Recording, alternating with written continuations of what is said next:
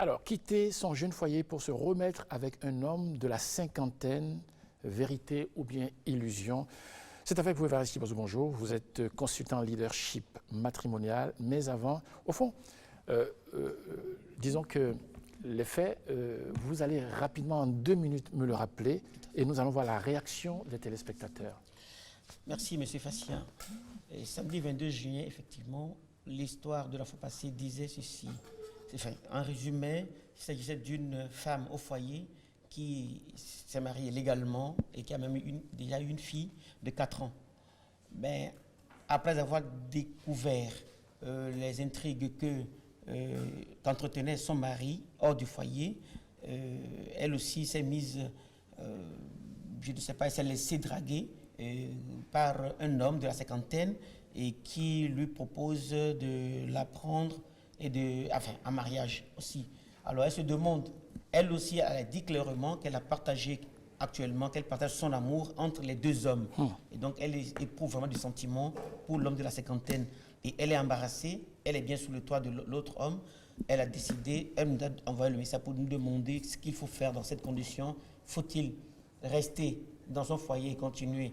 Le mari actuel a à peine la trentaine, l'autre homme de la cinquantaine a divorcé et vit seul, mais lui promet tout, ciel et terre, si vous voulez. Alors il y croit, elle voit vraiment de l'amour de l'autre côté. Mais elle se demande s'il était important, effectivement, il était opportun de quitter son mariage pour l'homme de la cinquantaine. Alors, les réactions des téléspectateurs. Beaucoup de réactions des téléspectateurs et on dirait qu'ils se sont concertés. Il y a d'abord certains messages que j'ai essayé de regrouper. Il y a celui de M. Akpo, le sentimental depuis Parakou, et le message de M. Djogbede qui disent pratiquement la même chose. Il recommande à la dame vivement de rester dans son foyer, de ne pas chercher à aller ailleurs. Il y a d'autres qui ont dit de prendre en considération ce que M. Facia et Mme Inès a dit le samedi dernier. Parce que vous êtes intervenu là-dessus avant qu'on ne quitte le plateau. Donc, ils ont dû prendre en considération cela. Effectivement, c'est l'avis général, madame, de rester dans son foyer parce qu'il n'y a pas mieux ailleurs. Tout à fait. Alors, vous-même, consultant, votre point de vue? Oui, madame X, mariée légalement avec une petite fille de 4 ans. Vous avez écrit cela vous-même dans votre histoire. Pour moi, tout le nœud est là. Il est souvent dit que l'amour est aveugle. Mais je n'affirme pas cet adage dans le cas qui est le vôtre. Votre époux a beau être l'indigne, le détestable, l'ignoble ou le méchant que vous avez décrit. C'est lui qui vous a offert un mariage, un toit et une fille de 4 ans. Après avoir été, bien sûr, d'un grand soutien suite à la mort de votre père. Vous avez soulevé tout ça, Madame X. Rassurez-vous, je ne vous soutiendrai pas dans cette aventure, dans des actions, dans des comportements vils de cette nature-là, surtout à cause de votre statut matrimonial. Tout porte à croire, Madame X, que c'est une vengeance bien planifiée que vous infligez à cet homme qui vous avait pourtant tout donné.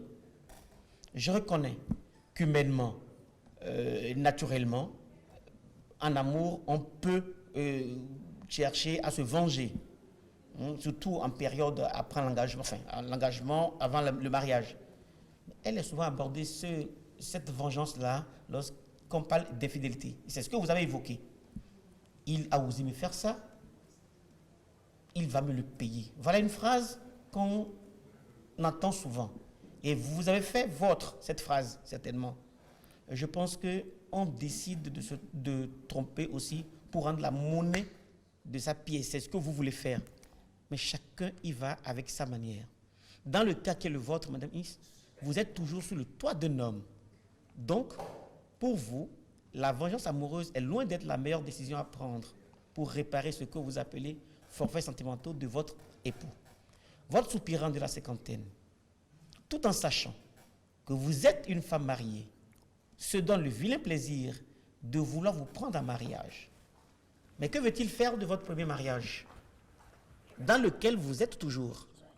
Et vous-même, êtes-vous fier de partager vos sentiments entre 2 hommes pendant que vous vivez toujours sous le toit de votre mari? Madame Fadège Devenou, épouse de Chibozo, alias Maman Akpayoye, m'a toujours dit ceci. Si l'homme réagit à la vue, la femme, elle réagit à l'ouïe, donc à l'oreille. Vous êtes laissé faire. Ce sentiment dont vous parlez est une illusion qui vous plonge dans une vengeance amoureuse. Une façon de vous assouvir, bien sûr, une riposte personnelle avec un quinquagénaire au détriment d'un jeune comme vous de la trentaine. Réfléchissez bien. Je ne vais pas vous jeter une pierre, Madame X, car je suis convaincu que cette décision a été soutenue et entretenue par cet homme irresponsable qui, au lieu de réconcilier un jeune couple en difficulté, profite de votre faiblesse pour vous embobiner, tel un menteur qui vit aux dépens de celle qui l'écoute. Ce soupirant est à même de vous aider en bon sage et à relancer votre couple plutôt que de vouloir le détruire à cause de son appétit sexuel. Quant à vous, vous faites preuve d'une certaine naïveté.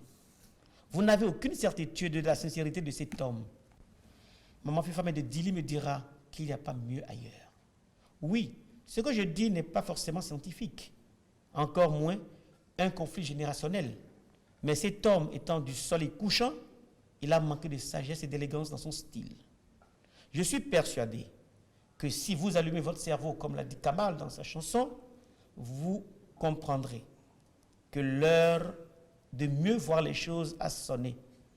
Mais quand on fait une chute dans la boue, on ne nie pas qu'on s'est sali. Pour bon nombre de téléspectateurs, c'est un choix. Et ce choix vous engage, certes. Mais pour moi, ce choix n'existe plus. Ce choix est fait depuis le jour de votre mariage. Respectez simplement ce choix et arrêtez de chercher la bête noire. À défaut, au moins, soyez reconnaissante envers votre bienfaiteur qui vous a permis de bien finir vos études, vous avez souligné. À défaut encore, respectez les règles de la morale pour votre bien-être psychique et psychologique. À défaut enfin, remuez vos méninges et trouvez les raisons justes et valables pour ne pas mettre en péril votre foyer. Car on ne se ment pas. Et le mensonge ne donne jamais de fruits, mais plutôt des fleurs qui finissent toujours par se faner. C'est ce que je pense. Merci beaucoup. Et je vais conclure en disant, mais Madame X, vous quittez un pays parce que vous dites qu'il pleut. Mais vous irez dans un autre pays, mais vous allez voir, il pleut toujours. J'ai dit. Merci beaucoup. C'est bon, monsieur Fatia. Conclusion? Conclusion, s'il y a des gens qui nous suivent actuellement, qui ont des histoires du genre ou d'autres histoires à partager avec les téléspectateurs, ils peuvent nous contacter par notre adresse électronique faisetgestes12@yahoo.fr, faisetgestes12@yahoo.fr, tout rattaché bien sûr, ou par notre numéro de téléphone, le 95 06 78 71. Le 95 06 78 71. Merci beaucoup. Je reçois donc Monsieur